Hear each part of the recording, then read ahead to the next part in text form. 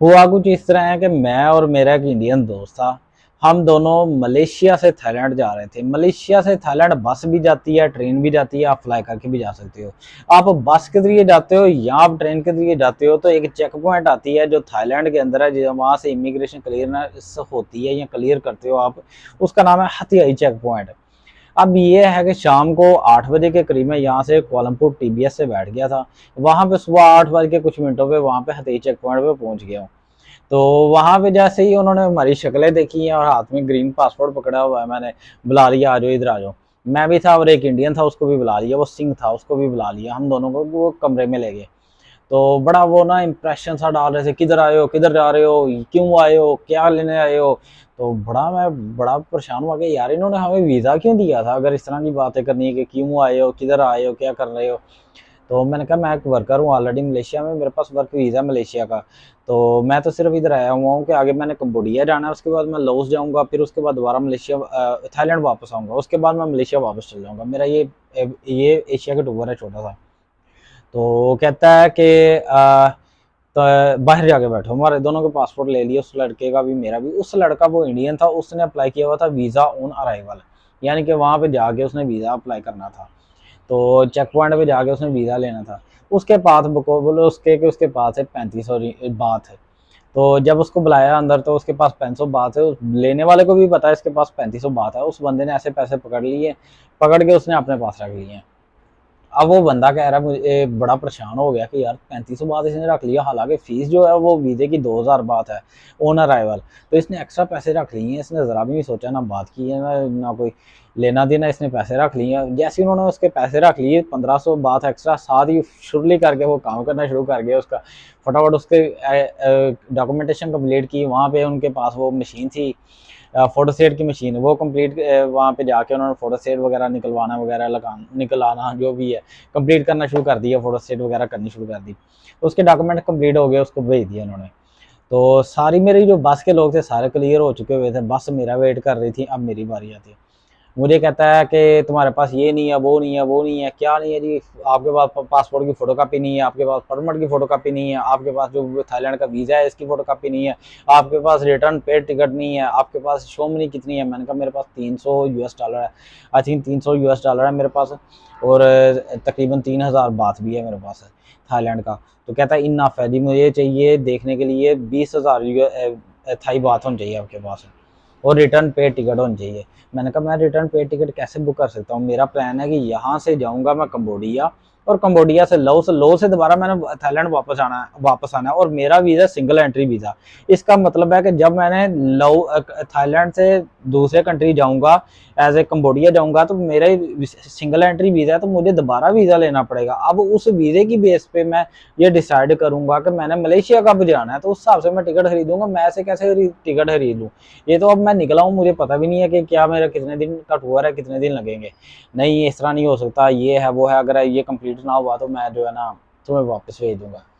तो उनका लहजा बड़ा गंदा था, वो बड़ी बदतमीजी से बात कर रहे थे। तो बाहर बैठ जाओ, इधर कर जाओ, उधर आओ, इधर आओ। तो खैर ये वो बंदा क्लीन शेव था, ज़रा स्मार्ट सा लड़का था। लड़का तो नहीं है, अंकल ही कहा जा सकता है, वो होगी उसकी कोई 40 साल, उसकी 40-45 साल उम्र। तो ये चीज़ थी। तो उसके बाद उसने एक और बंदे को भेजा जो कि मलेशियन भी बोल लेता था और थाई भी बोल लेता था, मोटा था, सैम उसका नाम था। सैम को साथ मुझे भेजा, मुझे वो सैम बाहर ले गया। वो कहता है कि इस तरह करो कि ये अपना पासपोर्ट दो और ये इतने पैसे दो, मैं 20 रिंगट मलेशियन 20 रिंगट दो, अगर वो नहीं है तो मुझे 150 बात दे दो, तो मैं तुम्हारे ये पासपोर्ट वगैरह की ये फोटो कापियाँ वगैरह सारा कुछ करा देता हूँ। हालांकि वो वहाँ पे फोटोस्टेट मशीन भी है, मैं बात कर रहा हूँ, उनके पास एवरीथिंग सारा कुछ मौजूद है, उसके बावजूद मुझे पैसे देने पड़ रहे हैं कि जी मैं बाहर से फोटो स्टेट वगैरह करवा रहा हूँ। अब चेक पॉइंट पे मैं पहुंचा हुआ हूँ, जैसे आप किसी एयरपोर्ट पे पहुंचते हो, आपको कोई कहे कि जाओ जाके फोटो कापियाँ करवा के लो, तो कहाँ से आप करवाएंगे। तो जैसे भी तैसे करके मैंने उसको हर पैसे दे दिए। मैंने वहाँ से एक सिम भी खरीद ली ताकि मैं अगर ये कहता कि मुझे रिटर्न टिकट वगैरह है तो मैं किसी तरीके ना मामला सेटल कर सकूँ, या मुझे इंटरनेट की ज़रूरत पड़ जाए, या मुझे अपना बैंक अकाउंट दिखाने की ज़रूरत पड़ जाए। तो खैर उस बंदे से मैंने फोटो कापीस वगैरह करवा के फिर मैं उस बंदे के पास, इमिग्रेशन वाले के पास गया। अब मुझे कह रहा है तुम्हारे पास शो मनी कितनी है? मैंने कहा जी मेरे पास 300, अराउंड 300 यूएस डॉलर है और ये 700 300 बात है, 3000 बात है मेरे पास। तो कहता है ये इनफ है, मुझे 20,000 बात देखने हैं। तो मैंने कहा ये 20,000 बात तो ठीक है, मगर मेरे पास ऑलरेडी मेरा एटीएम कार्ड है इंटरनेशनल, तो मैं कहीं से भी कोई करेंसी निकलवा सकता हूँ, कोई इशू नहीं है। 20,000 बात तो कोई अमाउंट नहीं है मेरे अकाउंट के एक बराबर जो है ना, अकाउंट के हिसाब से आप मेरी स्टेटमेंट भी देख सकते हो या ऑनलाइन मेरा अकाउंट भी देख सकते हो, उसके अंदर पैसे हैं। नहीं नहीं ये नहीं मैं मानता, आप मुझे ना इतने पैसे दिखाओ वरना मैं आपको डिपोर्ट कर दूंगा, वापस भेज दूंगा मलेशिया। तो मैंने ये बात सुनी, मैं वहां पे बाहर निकल गया। वहां से मैं बाहर उस तरफ निकला हूँ जिस तरफ से लोग एग्जिट होते हैं। मतलब कि उन्होंने खुद ही ये सेटिंग की होती है कि अगर हम किसी को इस तरह धत्कारते हैं या इस तरह बदतमीजी करते हैं या इस बंदे को इस तरह रिजेक्ट करते हैं, प्रेशराइज करते हैं, तो वो बाहर जाएगा। और वहां पे ऑलरेडी एजेंट्स बैठे होते हैं इनके।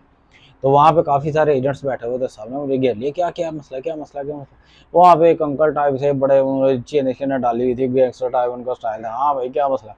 मैंने कहा अंकल इस तरह मसला ये वो मामला है। वो कह रहा है कि मुझे 20,000 बात दिखाओ, और दूसरी बात ये है कि मुझे कह रहा है रिटर्न टिकट पेड दिखाओ। तो मैं कैसे उसे रिटर्न टिकट पेड दिखा दूँ? कि मेरा तुक्की नहीं बनता कि रिटर्न टिकट पेड उसे कैसे दिखाऊँ। मेरे पास ऑलरेडी वीज़ा लगा हुआ है, कम्बोडिया का भी, लाओस का भी।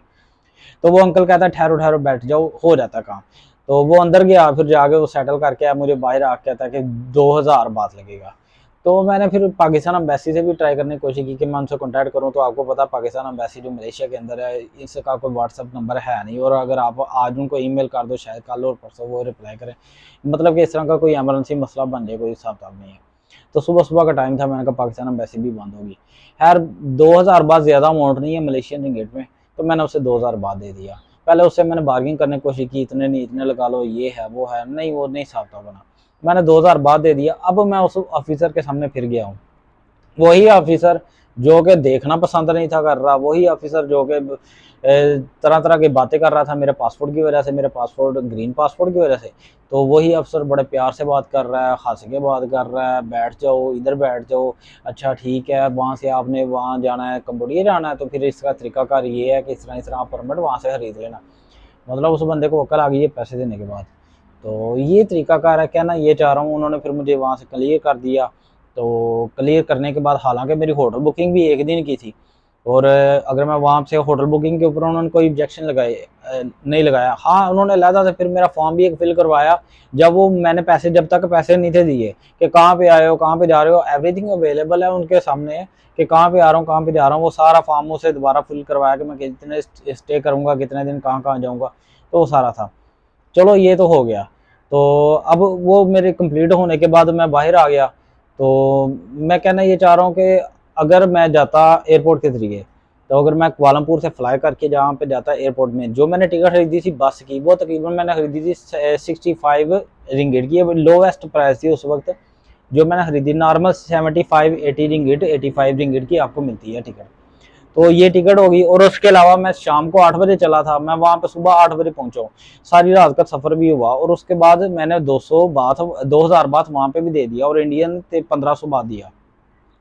तो कहना ये चाह रहा हूँ इन सारी चीज़ों से बचने का ये सिंपल सा तरीका है, आप फ्लाई करके रहो। अब मलेशिया से कुआलालंपुर से टिकट कुछ ज़्यादा महंगी नहीं है बैंकॉक की। तो मैक्सिमम 300 375 रिंगेट या 400 रिंगेट, 450 तक रिंगेट तक मिल जाती है।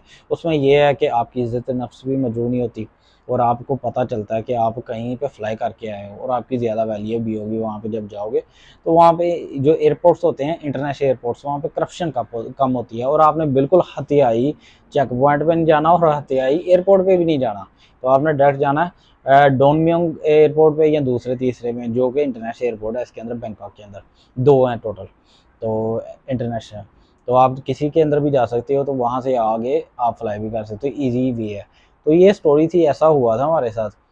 तो बड़ा दिल यार दुखा कि यार इस बंदे ने पैसे ले लिए हैं, उसके बाद इसका बिहेवियर चेंज हो गया है, जैसे पैसे मिले हैं। तो ये है कि रोज़ पता नहीं कितनों कितनों के साथ ऐसा होता होगा। तो जब मैं वापस आया था फिर भी ऐसा ही हुआ था। मैं वापस आया हूँ तो वो आंटी ने फिर मुझे बिठा लिया अंदर। तो उन्होंने एक ऑलरेडी वो एक बंदा जोड़ा होता है इमिग्रेशन का, वो बंदे चुन चुन के लेके आता है, समझ ले। कहते कि आप इसको छुरी फेर दें, इसको छुरी फेर दें, इससे लूट लें, इसको लूट लें। तो ये है कि फिर मुझे बुला लिया उन्होंने कि मैं वापस आ रहा था, मगर उसके वक्त तो मैं तो एग्जिट कर रहा हूँ, तो फिर मैं क्यों पैसे दूँ। और दूसरी बात ये है कि मेरा वो उसके बाद यानी कि मैं थाईलैंड गया हूँ, थाईलैंड के बाद मैं कम्बोडिया गया हूँ, फिर मैं लाओस गया हूँ, लाओस से दोबारा जब मैं थाईलैंड आया मेरे पास ऑलरेडी री एंट्री वीज़ा था, यानी कि मैं जब एग्जिट हुआ हूँ थाईलैंड से, एग्जिट हुआ हूँ कम्बोडिया के लिए, तो मैंने re entry permit visa apply कर दिया हुआ था, तो मैंने ले के तो फिर मैं गया एग्जिट हुआ, तो लिहाजा वो फिर मुझे रोक नहीं थे सकते। तो ये सारा सिस्टम है जी। उन्होंने ये सब कहानी की है हमारे साथ, और ये मेरे साथ नहीं, हर रोज़ हर किसी के साथ होती है। तो जो पहली दफ़ा जा रहा होता है स्पेशली, और जो पहली दफ़ा नहीं जा रहा होता उसको शायद वो छूट देते होंगे। तो ये है कि अगर आपने फिर भी जाना है इधर से, तो डॉक्यूमेंटेशन, पहली दफ़ा जा रहे हो तो डॉक्यूमेंटेशन कंप्लीट करके जाना। तो ये जो मैंने चीज़ें बताई हैं कि आपके पास पासपोर्ट की कापी, आपके पास परमिट की कापी, आपके पास आपके वीज़ा की कापी, जो वीज़ा थाईलैंड का है इसकी कापी, और रिटर्न टिकट वगैरह, और आपके पास 20,000 बात इसकी थाईलैंड की करेंसी, ये चीज़ें होनी, वो होटल बुकिंग वगैरह, ये सारी चीज़ें होनी चाहिए आपके पास। तो फिर वो जो है ना, मे भी हो सकता है कि आपको तंग ना करें। तो ये मामला था जी। अपना बहुत सारा ख्याल रखिएगा। आप इस मालूमात को दूसरों तक शेयर कीजिएगा ताकि कोई और भी बच जाए जो हमारे साथ हुआ था। तो अपनी दुआओं में याद रखिएगा। मेरे चैनल को सब्सक्राइब भी करें, अगर नहीं भी किया हुआ तो सब्सक्राइब कर दें, दूसरों को कह दें कि इसको सब्सक्राइब कर दें, क्योंकि चैनल की जितनी ज़्यादा से ज़्यादा ट्रैफिक होगी उतना ज़्यादा से ज़्यादा हमें फीडबैक मिलती है कि हम इसके ऊपर कैसे काम कर सकते हैं, क्या कैसे इसको बेहतर बना सकते हैं। अपना बहुत सारा ख्याल रखिएगा। अस्सलाम वालेकुम।